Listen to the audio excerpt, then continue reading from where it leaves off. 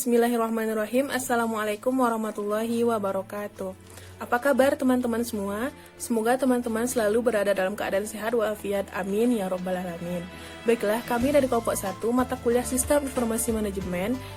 Kami akan membahas mengenai aplikasi untuk bisnis 3, di mana dalam kelompok 1 ini kami beranggotakan 4 orang. Yang pertama yaitu Ridho Fadilah Tamunan dengan NIM 1816040002 dan Nurul Afifah dengan NIM 1816040019 dan saya sendiri Nur Azizah Ramli dengan NIM 1816040024 dan yang terakhir yaitu Olga Dwi Rismawati dengan NIM 1816040031.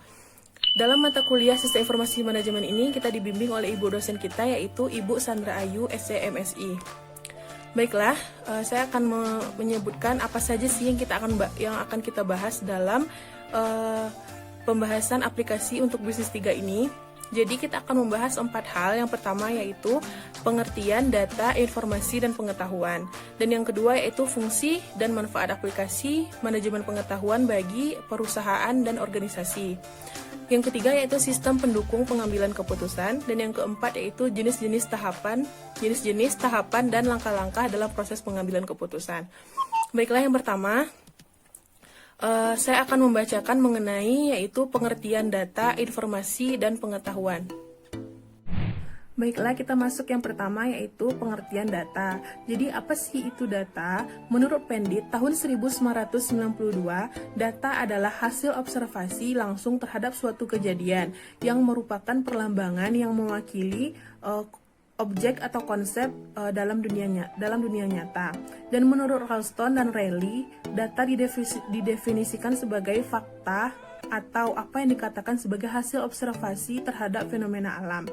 Jadi sebagai hasil observasi langsung terhadap kejadian atau fakta dari fenomena alam, data itu bisa berupa tulisan atau gambar yang dilengkapi dengan nilai-nilai tertentu. Contohnya daftar hadir siswa semester 1 ilmu perpustakaan dan kearsipan. Jadi ini disebut dengan data. Daftar hadir ini masih merupakan bentuk mentah karena belum memberikan informasi apapun. Jadi sebagian orang pun masih rancu dalam membedakan antara data dan informasi. Yang kedua yaitu pengertian informasi. Dalam Undang-Undang Nomor 14 Tahun 2008 tentang Keterbukaan Informasi Publik disebutkan bahwa informasi adalah keterangan, pernyataan, gagasan, serta tanda-tanda yang mengandung nilai, makna, dan pesan, baik data, fakta, maupun penjelasan yang dapat dilihat, didengar, dan dibaca yang disajikan dalam berbagai kemasan dan format sesuai dengan perkembangan teknologi informasi serta komunikasi secara elektronik ataupun non-elektronik. Jadi terkait dengan mutu informasi tersebut, Google menjabarkan informasi menjadi 3. Yang pertama yaitu information as process, di mana informasi itu berperan untuk menyampaikan sesuatu. Yang kedua yaitu information as knowledge, di mana sesuatu yang dirasakan dalam information as process itu diubah dikomunikasikan. Yang ketiga yaitu information as thing, di mana informasi adalah suatu objek seperti data atau dokumen yang dapat memberikan informasi. Jadi kita sebagai individu atau sebagai pengguna informasi tentu menginginkan atau mengharapkan informasi yang akurat. Jadi informasi itu haruslah sesuai dengan kenyataan. Kemudian keandalan suatu informasi itu meningkat apabila informasi itu dapat diverifikasi, yakni informasi tersebut dapat dibuktikan kebenarannya secara independen. Kemudian informasi itu juga harus cukup up to date atau terbaru. Kemudian informasi itu juga harus sesuai dengan maksud penggunaannya. Maksudnya di sini informasi itu harus lengkap dan tepat sehingga pihak yang menerima dapat memilih perincian spesifik yang sesuai dengan kebutuhannya. Kemudian informasi itu harus bermakna jelas, yakni dapat dimengerti oleh si penerima. Yang ketiga yaitu pengertian pengetahuan. Jadi apa sih itu pengetahuan? Pengetahuan adalah sesuatu yang digunakan manusia untuk memahami dunia, yang dapat diubah-ubah berdasarkan informasi yang diterima. Jadi pengetahuan antara si A dan si B akan berbeda walaupun informasi yang mereka terima itu sama. Jadi apa sih itu perbedaan antara konsep data informasi dan pengetahuan. Jadi, data adalah hasil dari observasi langsung terhadap suatu kejadian yang mewakili objek atau konsep dalam dunia nyata. Dan data itu disimpan dalam bentuk yang lebih konkret, misalnya dalam bentuk gambar atau dalam bentuk tertulis, dalam bentuk grafis, elektronik, dan sebagainya. Sementara itu, informasi adalah kumpulan data-data yang terstruktur yang untuk memperlihatkan hubungan-hubungan dari entitas-entitas di atas. Kemudian pengetahuan adalah model yang digunakan manusia untuk memahami dunia dan yang dapat diubah-ubah tergantung dengan informasi yang diterima oleh pikiran manusia. Kemudian apa sih hubungan antara informasi, data, dan pengetahuan? Jadi hubungan informasi, data, dan pengetahuan yaitu informasi bisa disebut dengan sebuah peristiwa atau event. Contohnya peristiwa gunung meletus, bencana banjir, anak yang menangis. Nah, itu tuh disebut dengan sebuah peristiwa atau event. Kemudian peristiwa itu direpresentasikan dalam bentuk simbol. Simbol ini dapat berupa teks, angka, suara, gambar, kemudian gabungan dari beberapa simbol lain atau lebih, kemudian serta gabungan yang diatur dengan peraturan dan informasi sehingga menjadi data. Kemudian data tersebut bila diterima oleh panca indera manusia, hal itu berubah menjadi informasi. Dan bila informasi ini ditransfer ke manusia lain, hal itu berubah menjadi pengetahuan atau knowledge. Jadi itulah hubungan informasi, data, dan pengetahuan. Baiklah, yang kedua akan dilanjutkan oleh Saudara Rido. Kepada Rido disilahkan. Baiklah, di sini saya akan melanjutkan presentasi dari Nur Azizah di mana mengenai fungsi dan manfaat aplikasi manajemen pengetahuan bagi organisasi atau perusahaan. Manajemen pengetahuan merupakan salah satu bentuk dari strategi dan proses di mana sebuah organisasi mengidentifikasikan, melestarikan, dan berbagi pengetahuan dari aset intelektual anggotanya dan menghasilkan nilai darinya untuk kepentingan organisasi. Manajemen pengetahuan ini mengacu pada pendekatan multidisiplin untuk mencapai tujuan organisasi dengan memanfaatkan ilmu pengetahuan dengan sebaik-baiknya. Pengetahuan ialah sesuatu yang diketahui oleh orang pada umumnya yang berasal dari pengalaman sehari-hari, fakta, atau kejadian. Pendidikan yang kita dapat dari sekolah atau kuliah. Dengan adanya pengetahuan, maka seorang dapat memutuskan atau menentukan sesuatu dengan baik. Manajemen pengetahuan digunakan untuk memfasilitasi pengumpulan, perekaman, dan pengorganisasian penyaringan, analisis, temu kembali, dan penyebaran pengetahuan eksplisit dan implisit serta dapat menunjukkan fungsi strategis dengan sangat jelas. Menurut Frappalo dan Toms, fungsi knowledge management ada 5. Yang pertama, intermediation, yaitu peran perantara transfer pengetahuan antara penyedia dan pencari pengetahuan. Yang kedua, externalization, yaitu transfer pengetahuan dari pikiran pemiliknya ke tempat penyimpanan eksternal dengan cara seefisien mungkin. Yang ketiga, internalization adalah pengambilan pengetahuan dari tempat penyimpanan eksternal dan penyaringan pengetahuan tersebut untuk disediakan bagi pencari yang relevan. Yang keempat, cognition, yaitu fungsi suatu sistem untuk membuat keputusan yang didasarkan atas ketersediaan pengetahuan.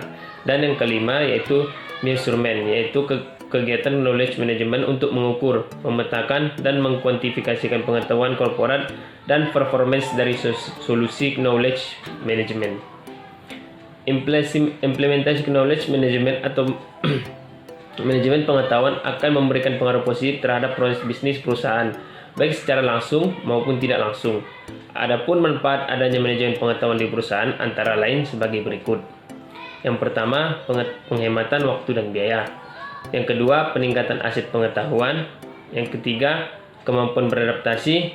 Dan yang keempat, peningkatan produktivitas. Menurut Bad, knowledge management memiliki 3 komponen utama, yaitu saling terikat satu sama lain. Antara lain yaitu people, proses, dan teknologi. Ketiga komponen dapat menghasilkan suatu pembelajaran bagi organisasi. Adapun penjelasan ketiga komponen tersebut ialah yang pertama, komponen people.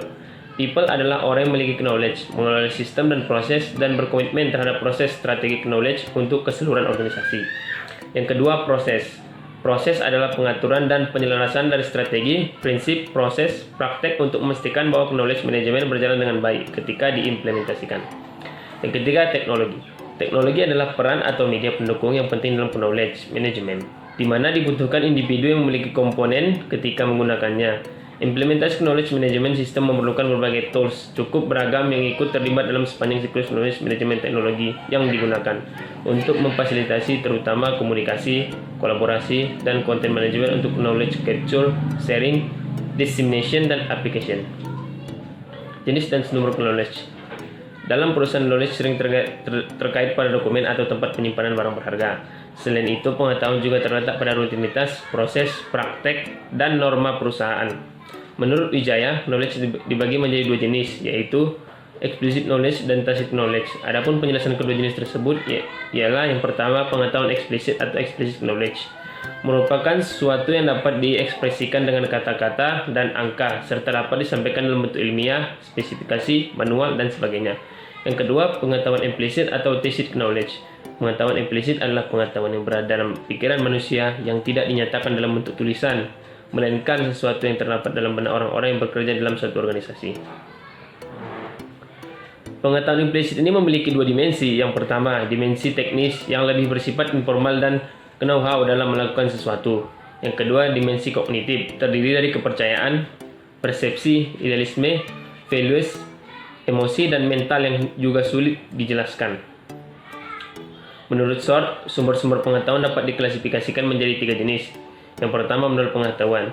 Aset pengetahuan boleh jadi tersimpan atau terletak pada pekerjaan rutin, proses dan prosedur, peran jabatan dan pertanggungjawaban, dan struktur organisasi. Yang kedua, modal sosial.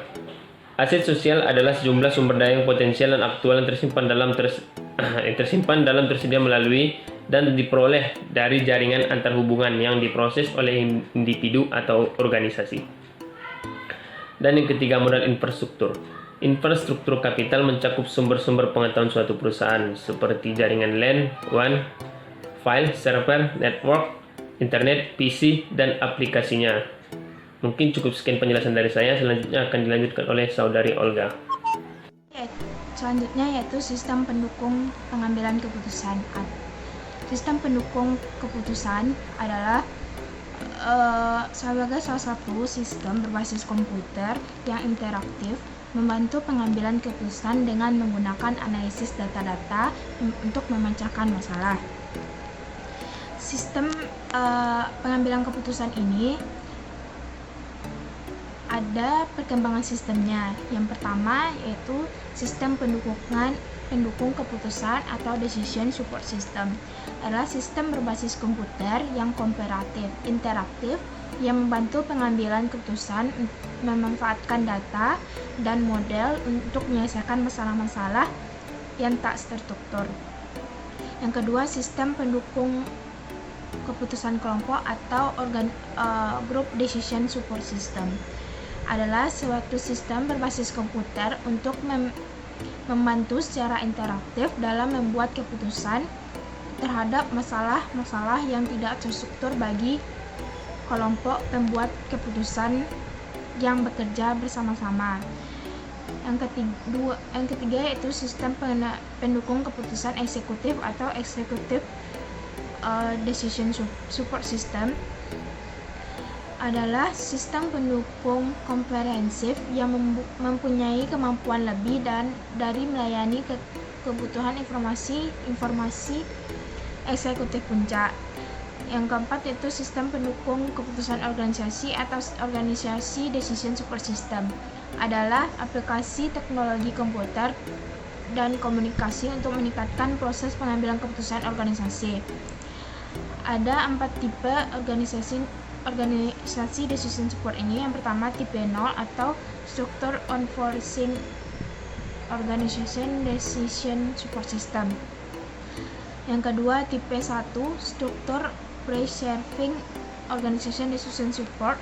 Yang ketiga yaitu tipe 2 Structure Independent Organization Support System. Yang keempat yaitu tipe 3 Structure Transforming Organization Decision Support. Karakteristik organization decision support system ini, yang pertama fokus pada pengambilan keputusan atau masalah perusahaan. Yang kedua, organization decision support system ini memotong fungsi organisasi atau layar hierarki. Organization Decision Support System ini melibatkan teknologi berbasis komputer dan juga teknologi komunikasi.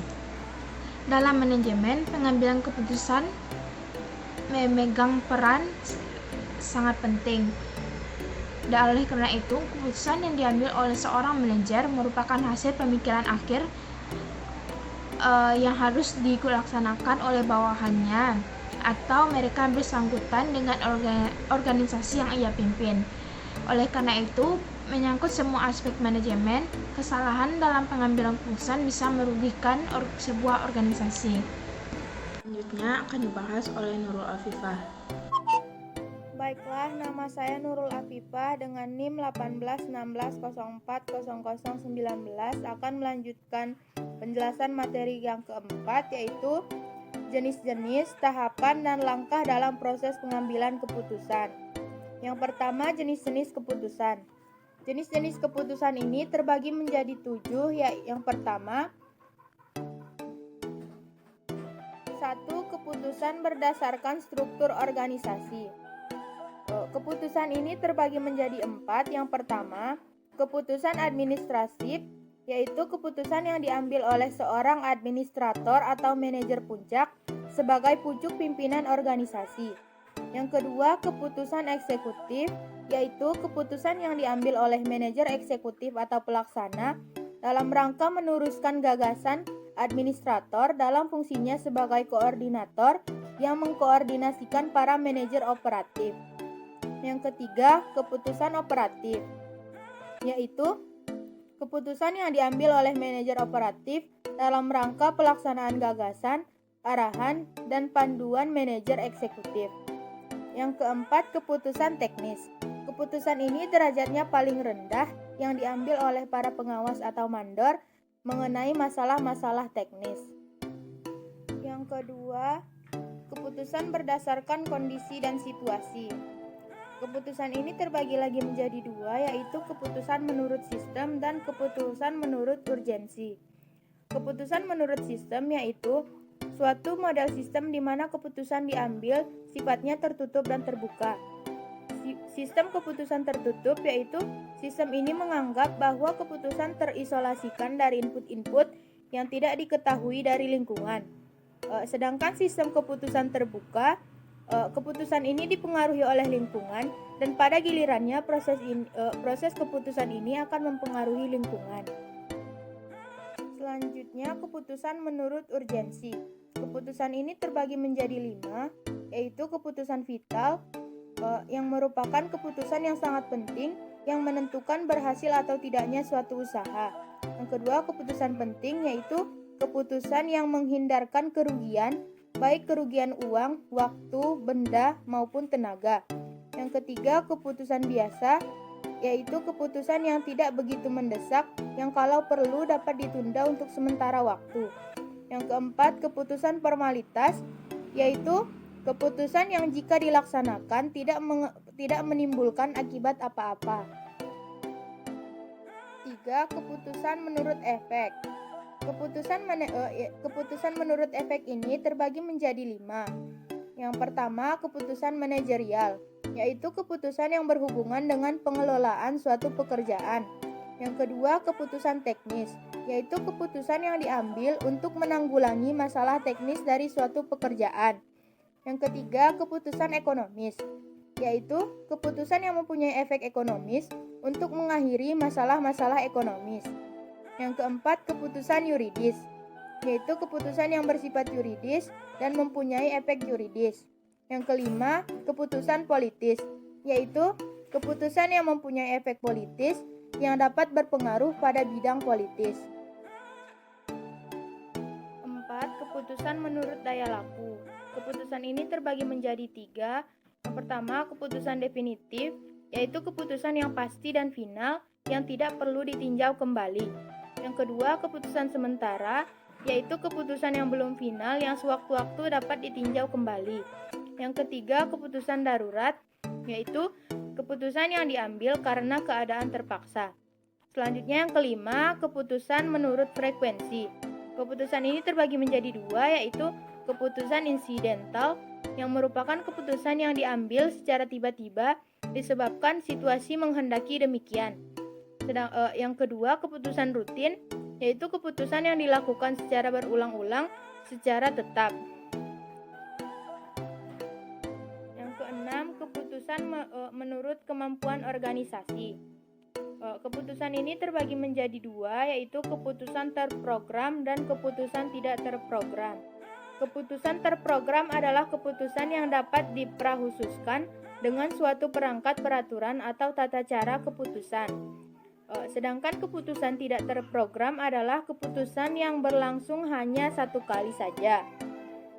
Yang ketujuh, keputusan menurut tingkatannya. Keputusan ini terbagi menjadi tiga, yaitu keputusan tidak terstruktur, keputusan terstruktur, dan keputusan semi-struktur.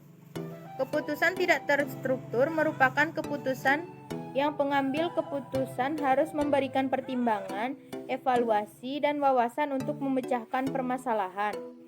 Keputusan terstruktur adalah sifatnya berulang dan rutin dan melibatkan prosedur yang jelas dalam menanganinya sehingga tidak perlu diperlakukan seakan-akan masih baru. Sedangkan keputusan semi terstruktur yaitu suatu keputusan yang hanya sebagian masalahnya mempunyai jawaban yang jelas dan tersedia dengan prosedur yang disetujui bersama. Selanjutnya, tahap-tahap dalam pengambilan keputusan. Tahap-tahap ini terbagi menjadi 4, yaitu tahap pemahaman, tahap perancangan, tahap pemilihan, dan tahap penerapan. Yang pertama, tahap pemahaman, yaitu proses pemahaman terhadap masalah dengan mengidentifikasi dan mempelajari masalah terhadap lingkungan yang memerlukan keputusan dari data dan fakta yang ada, mengolah data dan mengujinya untuk dijadikan petunjuk dalam menemukan masalah yang sebenarnya sehingga diharapkan dapat mempermudah dalam mencari solusinya. Yang kedua, tahapan perancangan, yaitu proses pengembangan, analisis, dan pencarian alternatif tindakan atau solusi yang mungkin akan diambil. Yang ketiga, tahapan pemilihan, yaitu proses pemilihan salah satu alternatif solusi yang dimunculkan pada tahap perancangan untuk menentukan arah tindakan dengan memperhatikan kriteria-kriteria berdasarkan tujuan yang akan dicapai pada tahap implementasi atau penerapan. Yang keempat, tahap penerapan, yaitu tahap pelaksanaan atau penerapan alternatif tindakan yang telah dipilih untuk menyelesaikan permasalahan yang telah diidentifikasi. Selanjutnya, langkah-langkah dalam proses pengambilan keputusan dalam rangka memecahkan masalah yang rumit dan sulit. Langkah-langkah ini terbagi menjadi 6. Yang pertama, identifikasi masalah, yaitu dalam proses pengambilan keputusan, pertama-tama masalahnya harus benar-benar jelas dan harus jelas pula perumusannya. Yang kedua, pengumpulan data. Untuk memecahkan suatu masalah, data sangat diperlukan dan harus dikumpulkan terlebih dahulu. Yang ketiga, analisis data. Data yang sudah terkumpul kemudian diolah dengan sistematis sesuai dengan pertanyaan yang dirumuskan pada tahap identifikasi masalah. Yang keempat, penentuan alternatif. Data yang sudah dianalisa tadi menimbulkan beberapa jawaban alternatif. Dari beberapa alternatif tersebut, maka harus diambil jawaban yang menurut pertimbangan paling baik. Yang kelima, pelaksanaan alternatif. Jika alternatif telah diputuskan, maka langkah selanjutnya adalah pelaksanaan alternatif tersebut yang direalisasikan dalam bentuk kegiatan. Yang keenam, penilaian. Penilaian atau evaluasi adalah tahap akhir dari proses pengambilan keputusan. Penilaian ini dilakukan untuk mengetahui apakah kegiatan tersebut dilaksanakan cocok dengan perencanaan yang telah dibuat sebelumnya. Baiklah, itulah penampilan makalah kami kelompok 1 mata kuliah Sistem Informasi Manajemen. Terima kasih kepada teman-teman yang sudah mendengarkan video kami. Saya mohon maaf apabila ada salah-salah kata. Saya sudahi. Wassalamualaikum warahmatullahi wabarakatuh.